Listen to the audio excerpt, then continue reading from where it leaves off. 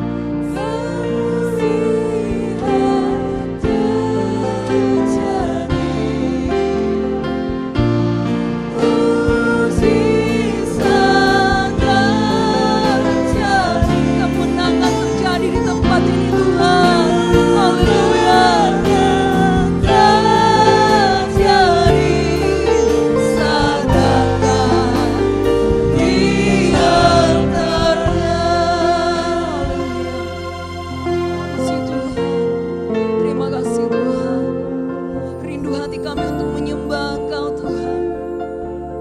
Sebab kami yakin Tuhan Engkau ada di tengah-tengah kami. Engkau hadir di hati kami Tuhan, melawat menjamah kami. Terima kasih Tuhan, haleluya.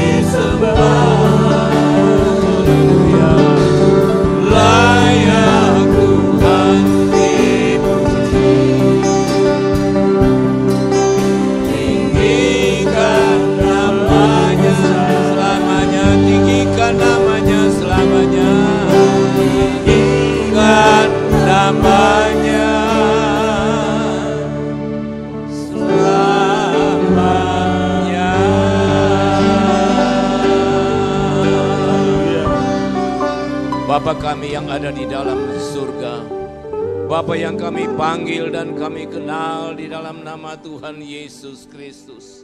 Betapa kami harus membilang syukur dan berterima kasih kepadamu. Sebab sekalipun dunia sedang dilanda dengan ketakutan dan kecemasan, haleluya, karena dunia sedang dilanda oleh COVID-19 yang sangat mematikan. Tetapi kami masih diberi kesempatan, haleluya, untuk boleh ada di dalam kabamu, untuk beribadah, memuji, memuliakan dan meninggikan Engkau. Sebab hanya Engkaulah Allah yang layak ditinggikan dan diagungkan.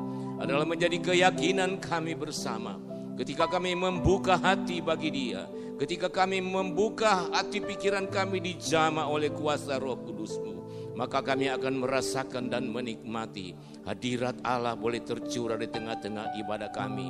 Dan ketika hadirat Allah ada di tengah-tengah ibadah kami, maka kami akan mengalami dan merasakan satu sukacita yang bukan diberikan oleh dunia ini, tapi satu sukacita yang hanya diberikan oleh kuasa Roh Kudus-Mu. Itulah Bapa, kami menyerahkan seluruh rangkaian acara ibadah kami pada kesempatan ini ke dalam tangan-Mu Tuhan. Engkau nanti pakai dan urapi hamba-hamba-Mu yang sudah memberikan diri mereka untuk melayani Engkau. Baik hamba-Mu yang memimpin pujian, yang bermain musik singer, terutama hamba-Mu yang nanti menyampaikan firman Allah. Biar semua hamba-hamba-Mu ada di dalam urapan kuasa Roh Kudus-Mu. Engkau mengurapi mereka semua agar segala puji-pujian, penyembahan yang dinaikkan kepada Engkau boleh naik ke hadapan takhta hadirat-Mu bagaikan dupa yang berbau harum dan berkenan kepadamu Tuhan. Terima kasih Bapa, Dan ibadah kami akan buka pada kesempatan ini hanya di dalam nama Bapa, Anak laki-laki dan Roh Kudus, yaitu di dalam nama Tuhan Yesus Kristus yang adalah Tuhan dan Juru Selamat kami. Haleluya, amin. Haleluya, haleluya, haleluya, puji Tuhan. Walaupun saat ini dunia sedang dilanda oleh COVID-19, tapi jika kita merenungkan hidup kita ini, karena kemurahan Tuhan, karena anugerah Tuhan, kita boleh ada sebagaimana kita ada. Kita masih diberikan kesempatan untuk menikmati hadirat Tuhan, menikmati lawatan Tuhan. Walaupun kita ada di rumah masing-masing, tapi hati kita bertemu di dalam Tuhan. Amin. Haleluya, puji Tuhan. Kita akan memuji Tuhan. Kita angkat pujian yang berkata, bila ku renungkan kasih Tuhan. Haleluya.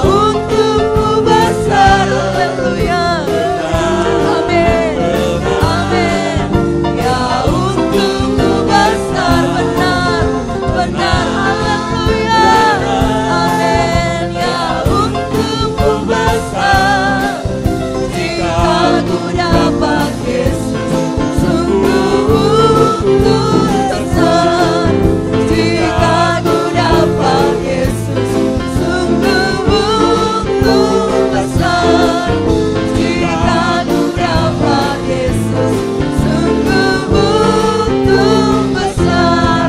Haleluya, haleluya, haleluya. Untung kita punya Allah yang hidup, haleluya. Allah yang telah bangkit naik ke surga. Dia menyediakan tempat untuk saya dan saudara, haleluya. Oleh sebab itu, mari saat ini kita bangkit. Kita mau serukan nama Tuhan. Kita berglori untuk Tuhan, kita bergirang untuk Tuhan, haleluya. Bangkit, serukan nama Yesus, puji Tuhan.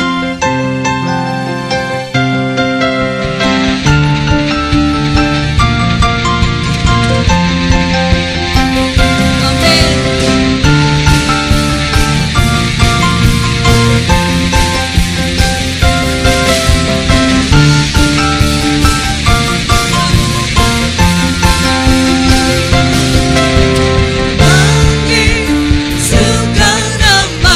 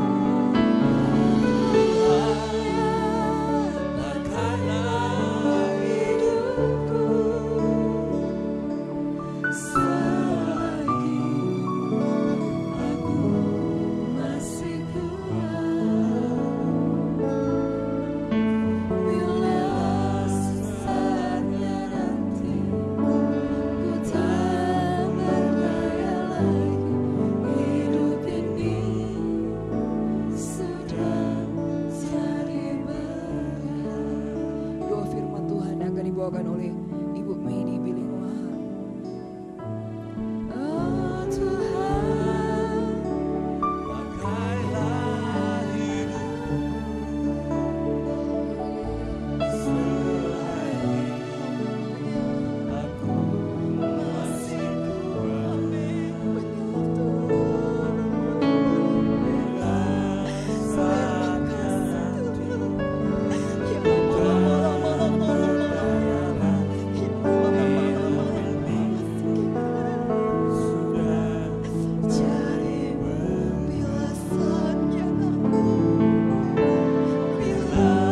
Saatnya nanti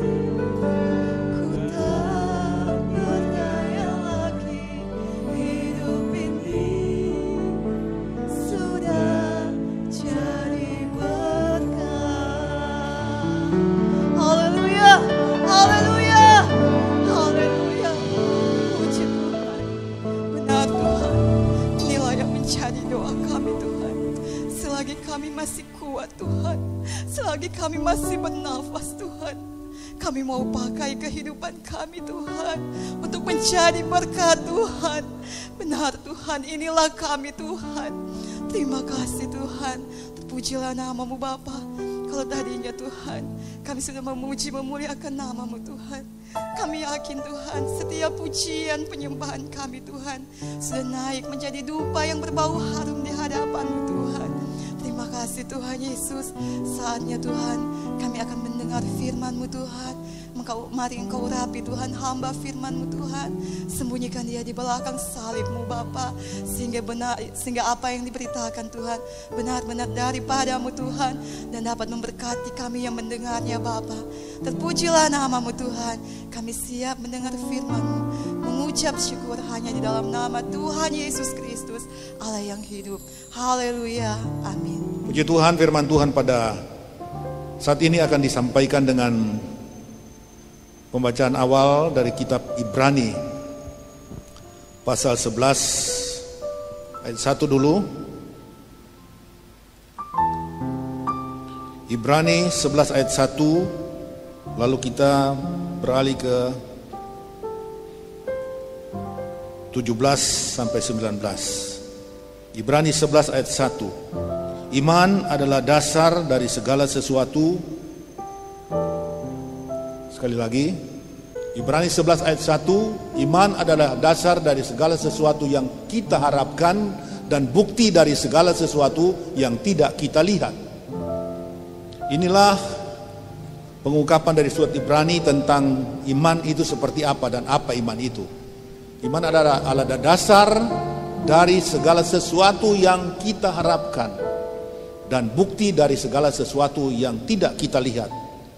Jadi bagi orang-orang beriman, kita menghadapi sesuatu yang belum kita jelas di hadapan kita seperti apa. Misalnya kita mengharapkan pertolongan Tuhan, kesembuhan dari Tuhan, atau segala perkara-perkara yang lain untuk membimbing kita di dalam penyertaan Tuhan kepada kita. Maka kita berharap kepada Tuhan dengan iman. Sebab firman Tuhan katakan tanpa iman tidak akan kita terima mendapatkan sesuatu apapun juga. Dalam hal ini saudara-saudara, kitab Ibrani mencatat begitu banyak tokoh iman yang menunjukkan keimanan mereka ketika mereka mengiring kepada Tuhan. Iman itu terbentuk bukan sekaligus jadi, tetapi melalui satu proses demi proses dalam perjalanan hidup setiap orang percaya.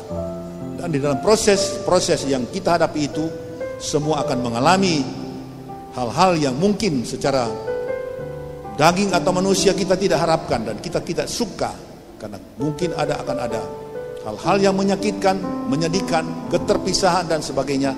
Tetapi ketika kita dapat menjalani dengan penuh pengharapan dan berserah kepada Tuhan, maka akan ada pertolongan-pertolongan yang luar biasa dari Tuhan. Justru disinilah terletak kisah atau catatan-catatan yang begitu luar biasa dari tokoh-tokoh iman seperti Nabi Nuh, seperti Elia, seperti Elisa, Nabi Musa, dan banyak tokoh-tokoh yang lain. Seperti surat Ibrani katakan, kalau disebutkan satu persatu tidak akan ada kesempatan lagi untuk berbicara hal itu. Oleh karena itu pada saat ini kita akan ambil satu tokoh saja Di dalam Alkitab berbicara tentang iman yang dapat kita contohkan, yaitu Abraham sendiri. Kita tahu kisah Abraham seperti apa. Kisah Abraham dicatat di dalam kitab Kejadian pasal yang ke-17 dan 18. Seterusnya ada di dalam pasal 19 sampai ke 22. Nah, Abraham adalah seorang yang tadinya pagan, ya, tidak kafir. Tapi Tuhan panggil dari tanah Mesopotamia, Ur Kasdim, untuk dituntun kepada satu perjalanan yang panjang dengan segala janji-janji yang Tuhan berikan kepada Abraham sendiri. Dan dengan iman Abraham patuh dan dengar atas panggilan Allah itu. Oleh karena itu, dalam pengiringan Abraham kepada Tuhan ini, dari pembacaan tadi dapat kita saksikan dan lihat ada beberapa pokok penting tentang perjalanan iman yang pada akhirnya dapat kita katakan iman Abraham telah menuntun dia dari iman untuk mendapatkan satu perjalanan ujian-ujian, dan pada akhirnya iman itu menuntun Abraham mencapai satu tujuan, yaitu pujian. Jadi judul dari khotbah saat ini adalah iman menuntun kita dari ujian kepada pujian. Ini tokoh Abraham atau contoh dari Abraham yang telah kita lihat kisahnya. Tadi kita katakan tadi bagaimana Abraham hidupnya bergantung sepenuhnya kepada Tuhan, dan untuknya bertolak belakang dari perjalanan iman baik Abraham, baik tokoh-tokoh lain. Ternyata di dalam perjalanan iman mereka iring kepada Tuhan, tidak pernah mereka berjalan tanpa mengalami ujian-ujian dalam hidup mereka. Oleh karena itu dapat kita katakan, bagian pertama yang kita sorot dan lihat, tiap orang beriman mengalami ujian, atau tiap orang beriman akan mengalami ujian. Bapak ibu saudara-saudara yang kekasih, saya sendiri sudah lama iring kepada Tuhan, tetapi dalam perjalanan iman saya juga, saya mengalami begitu banyak ujian-ujian hidup. Baik dalam hal menderita sakit, baik hal dalam kehidupan, pencarian yang mengalami jalan buntu, baik dalam hal hubungan satu dengan yang lain, mengalami ujian-ujian, keretakan-keretakan hubungan yang baik.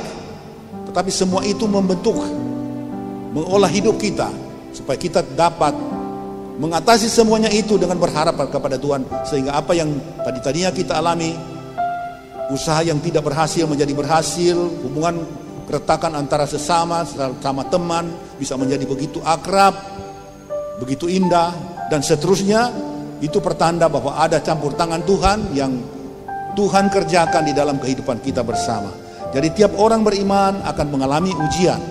Bapak ibu saudara, pernahkah Bapak ibu mengalami ujian? Tentu kalau mau ditanya mau mengalami ujian, kita akan katakan tidak. Tidak ada seorang pun yang ingin mengalami ujian hidup. Tetapi kalau dalam perjalanan iman, untuk sukses dan berhasil dalam menempuh perjalanan itu, mau tidak mau ketika Tuhan memberikan ujian dalam perjalanan iman kita harus jalani itu dengan bergantung dan berserah hanya kepada Tuhan. Puji Tuhan Bapak Ibu Saudara sekalian, kita lihat dalam kisah kehidupan di dalam Kejadian pasal 3, bagaimana kehidupan manusia pertama, ciptaan Tuhan yang pertama, itu Adam dan Hawa. Mereka juga mengalami ujian hidup. Ya, Tuhan tempatkan mereka di dalam satu taman yang indah, permai. Bahkan Tuhan sendiri bisa ada bersama-sama dengan mereka dan bercakap-cakap. Segala fasilitas keindahan dan kebagusan hidup mereka alami dan terima. Ini sangat luar biasa. Pengalaman yang belum pernah dan tidak akan pernah mungkin orang lain alami. Tapi Alkitab mencatatkan bahwa inilah pengalaman awal dari Abraham, dari Adam. Namun ketika Tuhan memberi satu peringatan kepada mereka, karena di dalam semua ciptaan Tuhan bilang segala pohon yang ada di taman ini, hasilnya buahnya dapat kamu petik dan kamu makan dengan sesukanya, bebas makan segala sesuatu. Namun ada satu pohon yang ada di sini, di tengah-tengah ini pohon ini, itu pohon pengetahuan baik yang jahat. jangan pernah kamu makan. Sebab kalau kamu makan, kamu akan mati. Bapak ibu saudara-saudara sekalian, waktu berlalu, datanglah si pencoba. Iblis datang kepada Adam, lalu Adam mencobai. Adam mencobai dengan perkataan, apakah Tuhan berfirman kepadamu, makanlah semua pohon yang ada? Makanlah pohon yang ada di tengah-tengah itu, supaya kamu akan hidup umur panjang dan sukses. Tapi Adam bilang tidak, bukan demikian. Semua pohon dapat kita makan, tetapi pohon yang satu itu jangan kamu makan.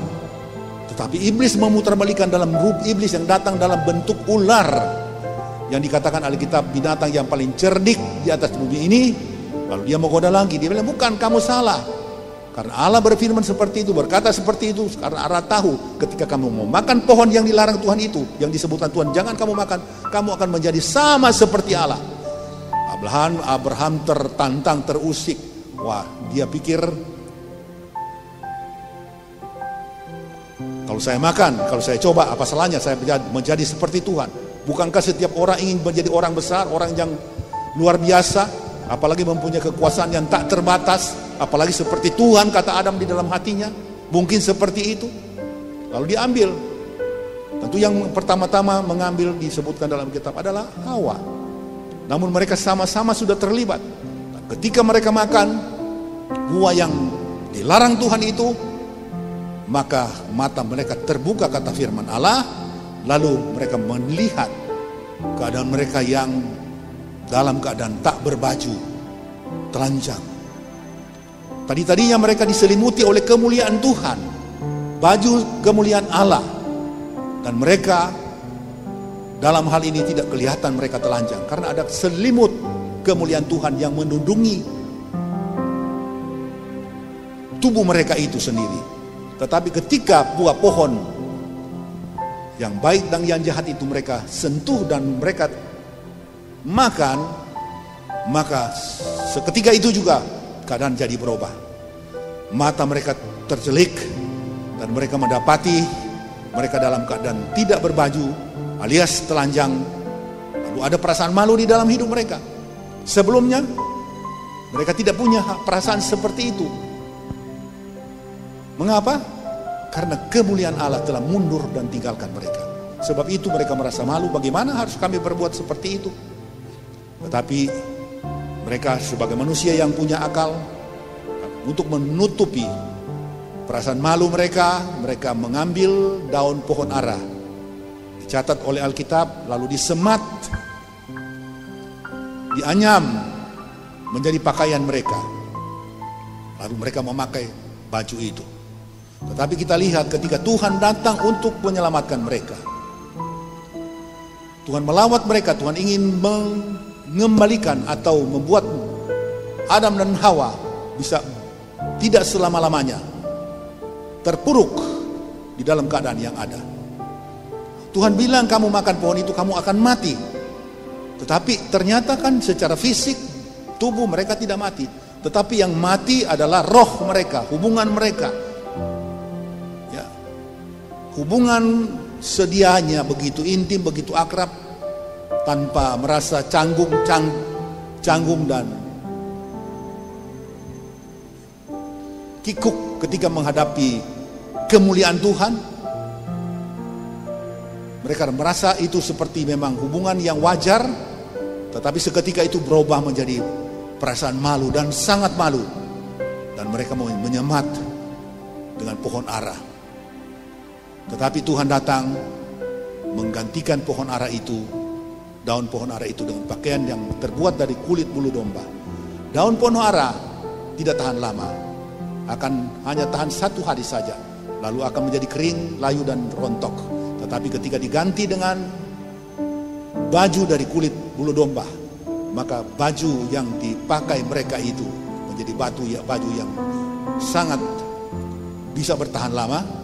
Dan di sini tentu ada berbicara sesuatu hal yang indah dan dalam hal bagaimana Tuhan menginspirasikan di dalam jalan keselamatan manusia. Pohon ara kita tahu bersama tentu ada berbicara tentang kebenaran manusia. Manusia tidak bisa membenarkan atau cari kebenaran untuk menembus salah dan kekurangan mereka dengan cara apapun. Alkitab berkata, perbuatan baik, moral, segala belas kasih yang ditimbulkan oleh karena perbuatan-perbuatan manusia tidak mungkin akan membuat manusia menjadi tertebus dari dosa-dosanya.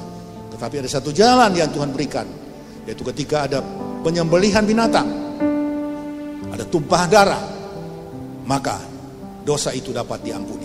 Oleh sebab itu kita lihat ketika Kain dan Habel mempersembahkan persembahan kepada Tuhan, Kain membawa segala persembahan dari tumbuh-tumbuhan hasil pertaniannya yang terbaik. Dia pilih yang nomor 1, buah-buah pilihan. Tetapi Habel membawa anak domba yang tak bercacat. Ketika dipersembahkan kepada Tuhan, ternyata persembahan Kain tidak diterima, tapi persembahan Habel diterima. Mengapa? Tentu dalam hal ini ada banyak pertentangan, tetapi saya sendiri merasakan, percaya penafsiran yang berkata harus ada curahan darah. Sebab di dalam surat Ibrani pasal 9 ayat 27 kalau tidak salah pernah berkata, tanpa penumpahan darah hampir orang tidak diselamatkan. Kalau tanpa penumpahan darah, tanpa korban darah, hampir manusia tidak akan dapat diselamatkan. Itu artinya apa? Segala sesuatu yang ingin menebus salah orang, membersihkan dosa orang dari segala perbuatan-perbuatan yang aib dan celah di hadapan Tuhan, hanya bisa dilakukan hanya ada kala penumpahan darah. Dan penumpahan darah itu berjalan terus sepanjang sejarah bangsa Israel. Mereka diselamatkan, dosa mereka disucikan, diampuni ketika mereka membawa korban persembahan. Sebab itu ada catatan di dalam kitab Imamat, kitab Taurat. Ketika orang-orang Israel berdosa, mau menghapuskan dosa mereka di hadapan Tuhan, mereka harus membawa persembahan binatang. Ada kategori binatang-binatang yang halal dan binatang yang haram. Tentu binatang yang halal yang harus dipersembahkan untuk dikorbankan kepada Tuhan, baik dari unggas atau burung atau binatang melata, berkaki 4, berkaki 2 atau yang lain-lain. Ada penumpahan darah. Oleh sebab itu Bapak Ibu Saudara-saudara sekalian, hanya dengan korban darah salah dan dosa manusia akan tertebus. Nah, saya bicara jauh tentang hal ini, tapi kita kembali kepada iman. Iman yang telah diberikan oleh Tuhan kepada Abraham adalah iman yang dapat dikatakan kategori pertama, tiap orang yang beriman harus mengalami ujian. Saya katakan tadi Adam dan Hawa pernah diuji, ya, dan saya sudah bicara agak panjang dan lebar tentang pengalaman mereka. Lalu kita lihat juga Abraham, ya, bapak orang percaya, yang dari topik pembicaraan dia diuji, dicoba Tuhan, diuji Tuhan. Di dalam Ibrani 11 ada tokoh-tokoh iman, semua disebutkan mereka itu diuji Tuhan. Jadi setiap orang percaya dapat diuji dan akan diuji. Coba kita lihat tayang di Yohanes 16 ayat 33. Injil Yohanes pasal 16 ayat 33. Semuanya itu kukatakan kepadamu supaya kamu beroleh damai sejahtera dalam aku. Dalam dunia kamu menderita penganiayaan, tetapi kuatkanlah hatimu, aku telah mengalahkan dunia. Jadi kamu, Tuhan Yesus berkata di dalam Yohanes 16 ayat 36, semuanya itu kukatakan. Ada firman-firman penguatan yang sebelumnya Tuhan telah katakan untuk membawa murid-muridnya dalam pemahaman bagaimana mengiring Tuhan di dalam menghadapi tantangan kehidupan, supaya kamu beroleh damai sejahtera dalam aku. Artinya mereka iring kepada Tuhan tanpa gentar dan takut, tetapi selalu merasa damai, merasa sejuk hati. Dalam dunia ini memang, jadi tidak ada batas-batas kapan, tahun berapa, kapan waktunya, tetapi dikatakan di dalam dunia kamu menderita penganiayaan. Tentu penganiayaan ini menyangkut hubungan dengan Tuhan, menyangkut penyembahan kepada Tuhan, menyangkut ibadah kepada Yesus. Tetapi kuatkanlah hatimu, aku telah mengalahkan dunia. Tuhan bilang kasih kuat kita sampai hati. Sebab Tuhan sudah mengalahkan dunia. Jadi pada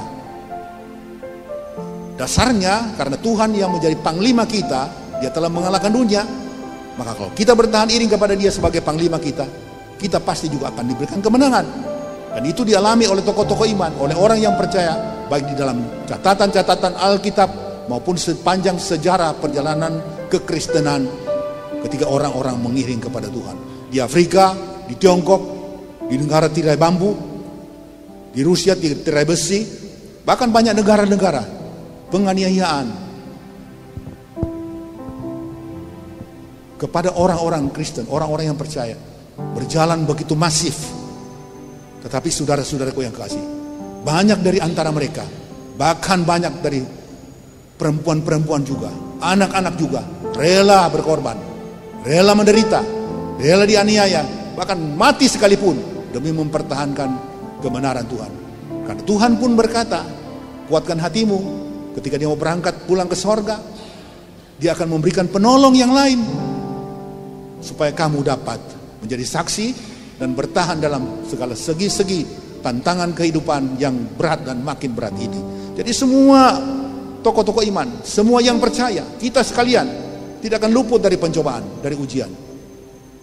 Ibarat dapat kita katakan sebagai sebuah ilustrasi atau contoh, ketika kita bersekolah, apakah dari tingkat SD, SMP, SMU, universitas, semua, adakah sekolah yang menerima murid lalu tidak pernah dia memberikan hasil naik kelas, nilai seperti apa, lalu tidak pernah diuji, tidak pernah mengalami ujian-ujian sekolah, ujian semester, ujian akhir, ujian mid semester atau apa segala macam. Sebab waktu zaman kita sekolah dulu, itu istilah-istilah belum ada. Karena kita bersekolah dulu juga zaman tahun 50-an, 40-an, ya. Tahun 46 saya masuk sekolah di Enawira SR, waktu itu sekolah rakyat. Jadi kita orang belum kenal itu apa tuh sistem-sistem pengajaran, pemilahan, pengelompokan seperti yang ada begitu canggih sekarang ini untuk memberi murid-murid yang belajar sekarang lebih cepat, lebih canggih. Ya, puji Tuhan Bapak Ibu saudara-saudaraku yang kekasih. Jadi saudara-saudara yang diberkati Tuhan, tiap-tiap kita mengalami ujian dan cobaan. Dan kedua, saya mau katakan kepada Bapak Ibu saudara sekalian,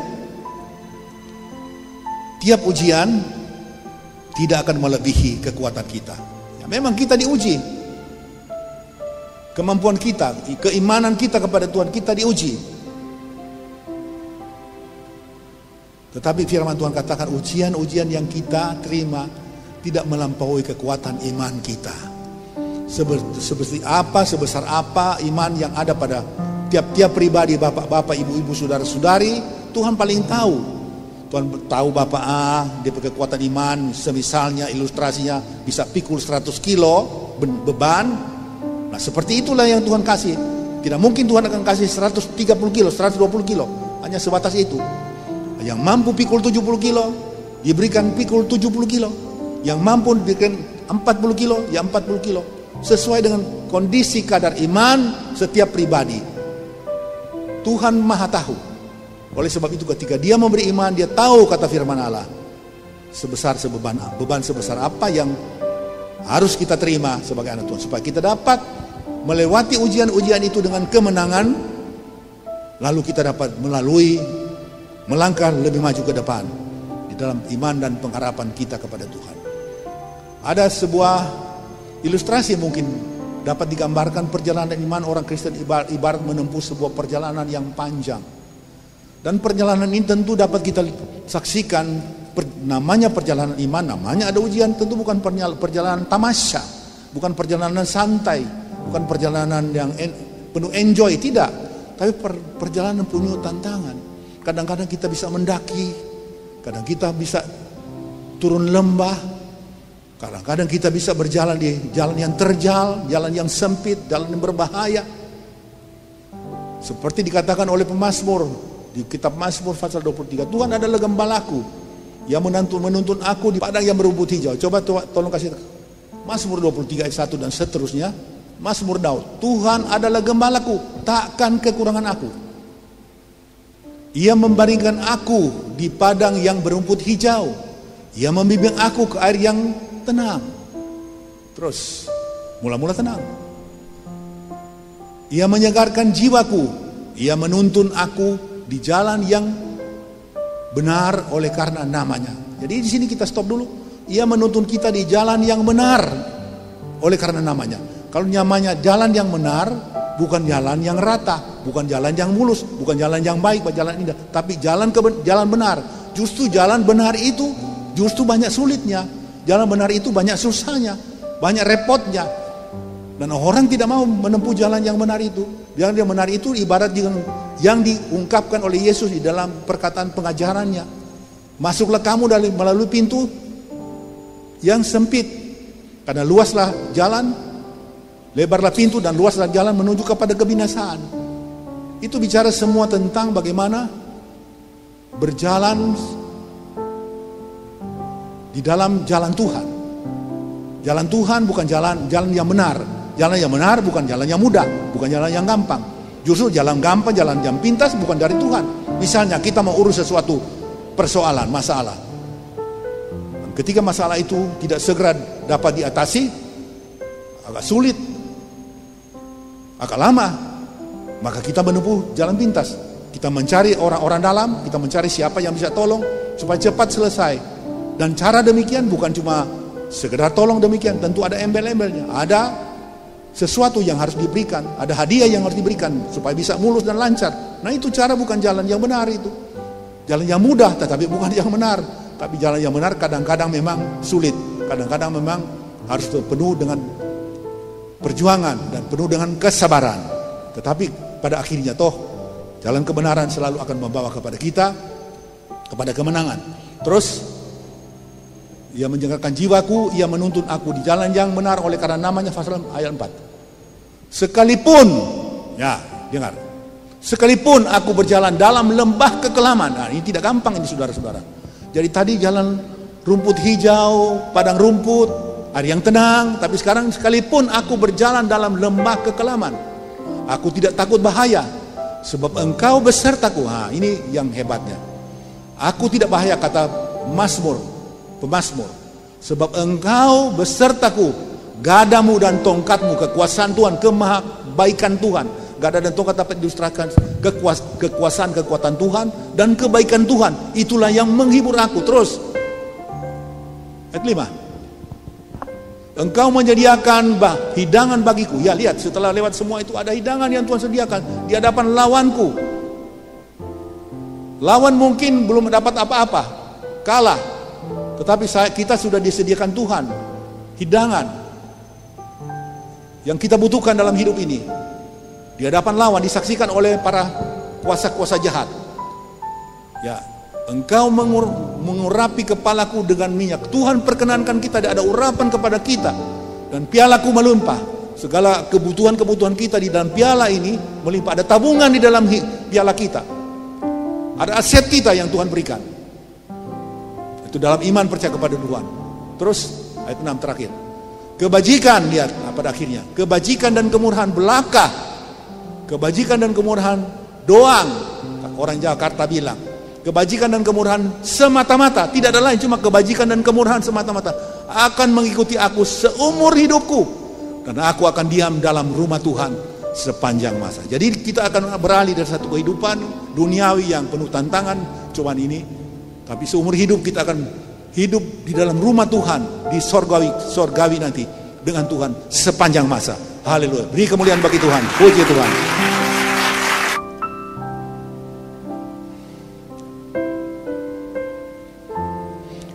Bagian ketiga, setiap ujian mempunyai tujuan.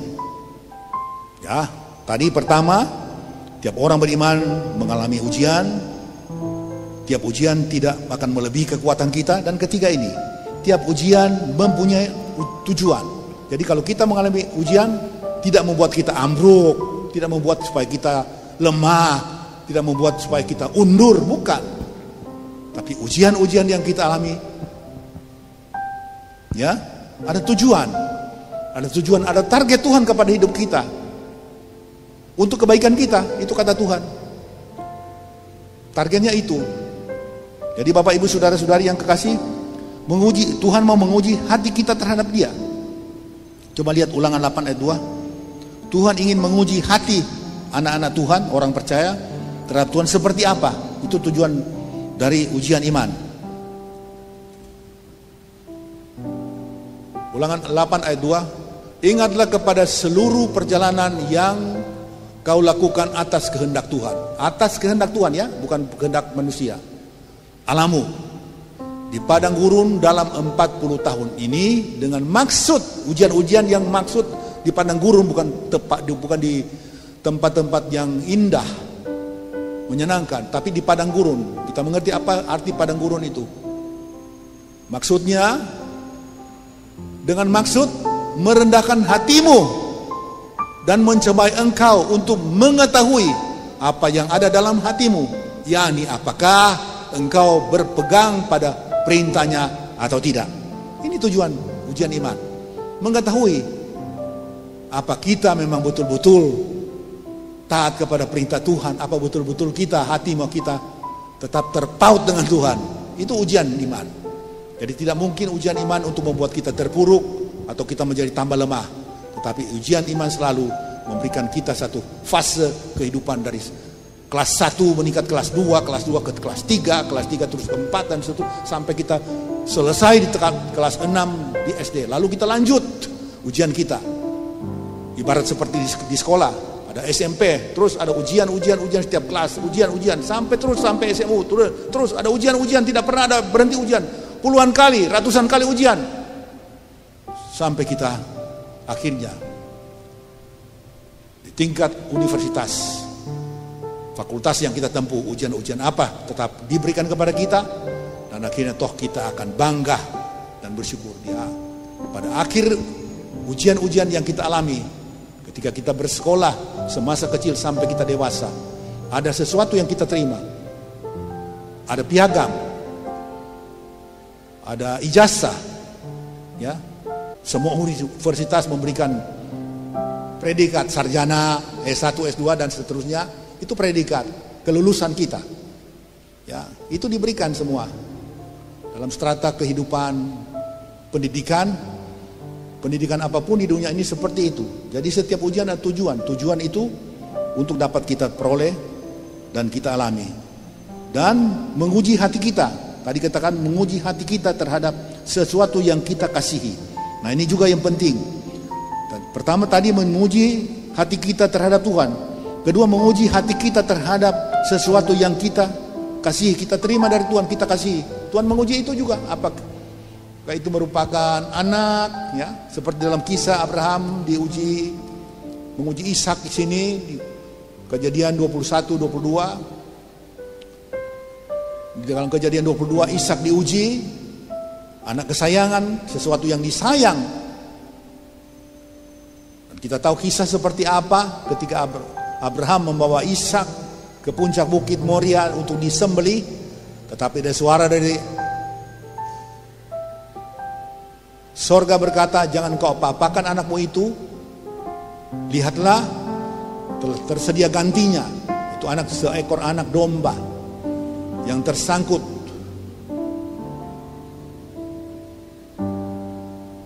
di semak duri. Nah, itu pengganti. Tuhan tidak biarkan. Ujian-ujian pada puncaknya tuh ada pertolongan Tuhan. Ada pertolongan Tuhan. Itu harus kita yakini. Di setiap ujian ada ujian. Dan pada akhirnya kalau kita melihat dalam sampai hal itu, sesudah ujian itu ada pujian. Seperti yang dialami oleh Abraham. Ujian apa? Begitu berat ujian Abraham. Anak mau disuruh korbankan.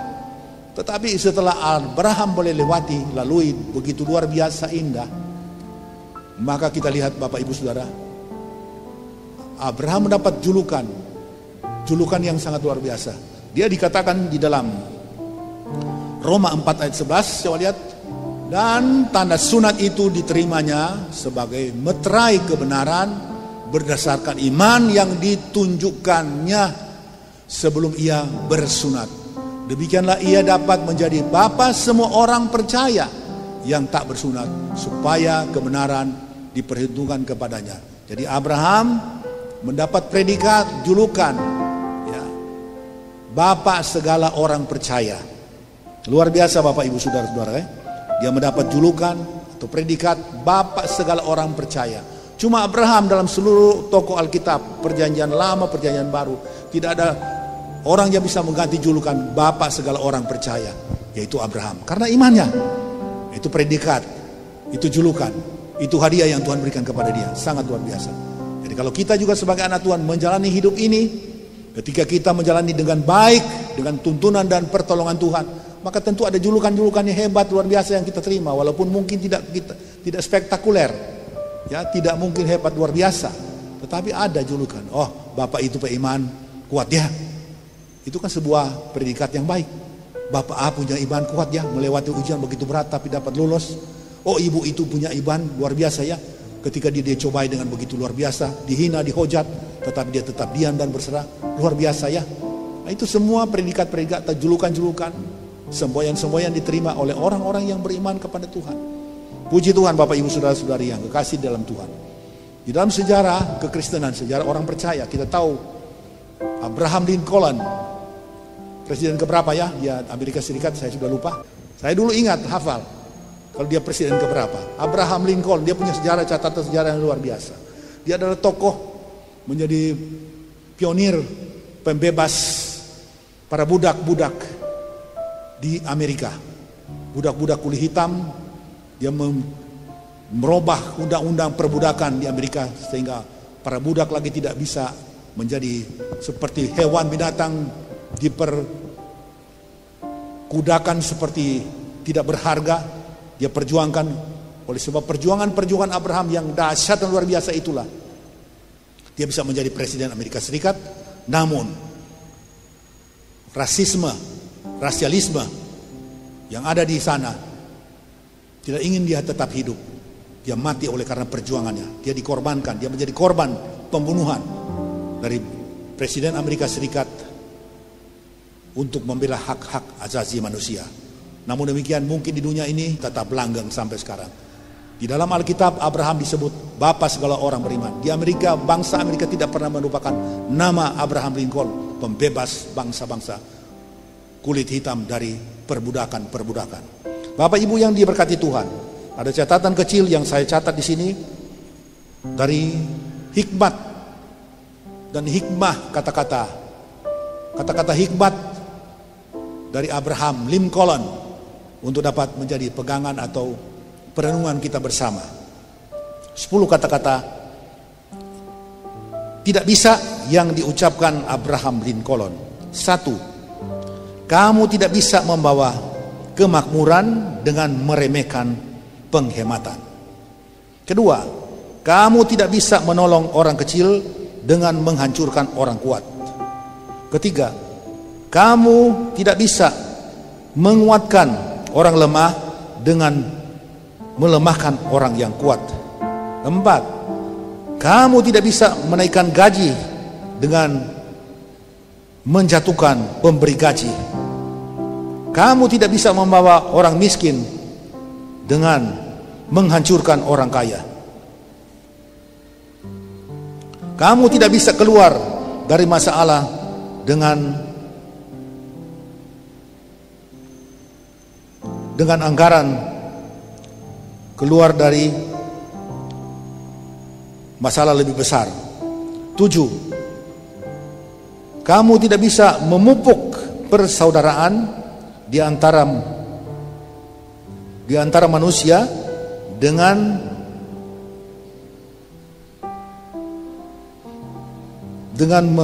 mengangkat pertentangan kelas atau sara. Ya.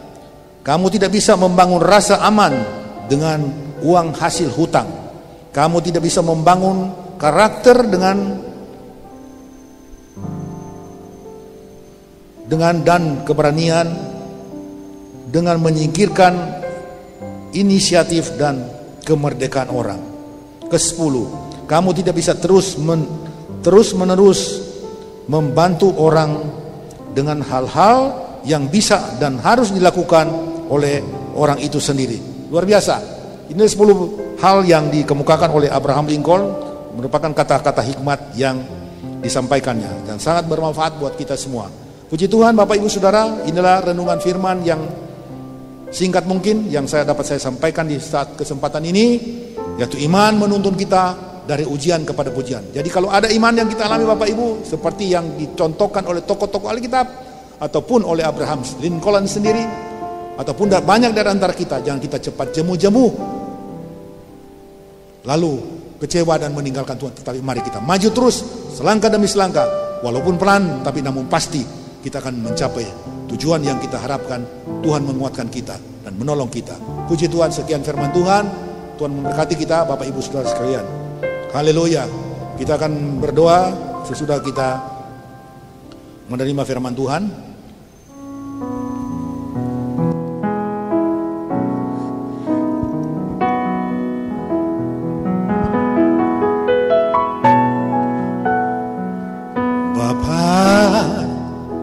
Terima kasih Bapa, terima kasih. Oh Bapa, di dalam surga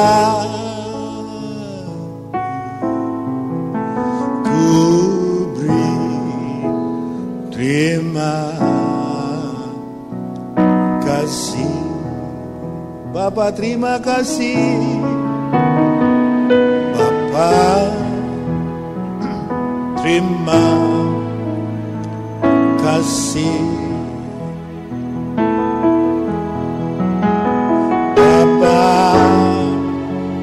terima kasih. Ya Bapa, di dalam surga ku beri terima kasih. Musik. Bapa Sorgawi, pujian dan penyembahan telah kami persembahkan hanya untuk semata-mata memuliakan dan membesarkan nama Tuhan. Karena kami yakin percaya pujian yang disampaikan, dipanjatkan dengan penuh kerendahan hati, dengan sungguh-sungguh hati.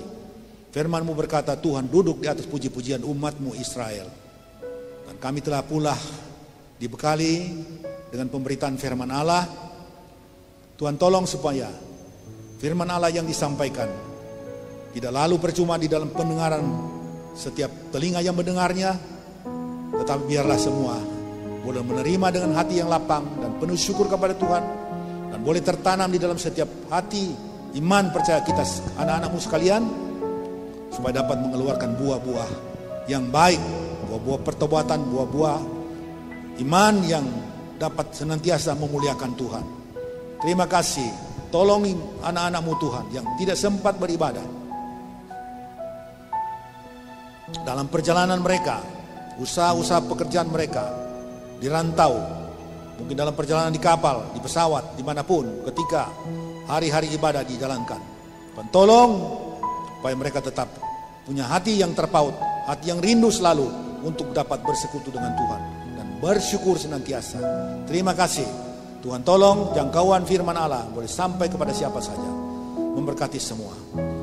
Terima kasih semua yang terlibat dalam pelayanan ini, baik pemimpin pujian, singers, para pemusik, haleluya, hamba firman-Mu sendiri, yang ada di multimedia, yang ada melayani Tuhan dalam berita-berita penyiaran melalui televisi, ataupun melalui YouTube Tuhan, semua dapat menerima segala berkat kasih sayang Tuhan untuk mengupahi jerih lelah mereka, sehingga apa yang mereka lakukan akan lebih baik dan akan bertambah baik di saat-saat yang akan mendatang. Terima kasih Tuhan, hamba terbatas dalam segala hal, tapi Tuhan tidak terbatas untuk menolong semuanya. Sempurnakan apa yang kami kerjakan semua di dalam ibadah pada saat ini. Haleluya. Tuhan tutup segala sesuatu yang masih kurang sempurna. Tuhan angkat yang tidak baik. Tuhan datangkan segala kebajikan dan kebaikan, supaya setiap usaha jerih lelah yang kami kerjakan hari ini akan lebih baik dari hari kemarin, dan hari besok akan lebih baik dari hari ini. Itu tujuan Tuhan, bahkan tujuan doa kami bersama kepada Tuhan. Segala puji bagi nama Tuhan. Haleluya. Amin. Tuhan memberkati.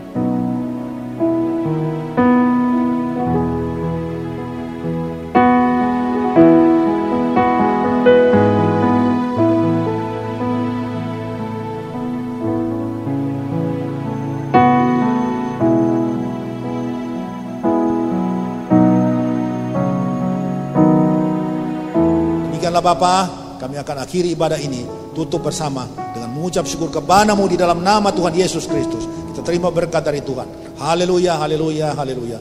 Kira berkat dari Allah Sang Bapa, anugerah keselamatan dalam Yesus Kristus Tuhan, bahkan persekutuan Allah Roh Kudus akan bersama-sama kita sekalian mulai saat ini bahkan sampai Maranatha, Tuhan datang pada kali yang kedua. Haleluya, amin.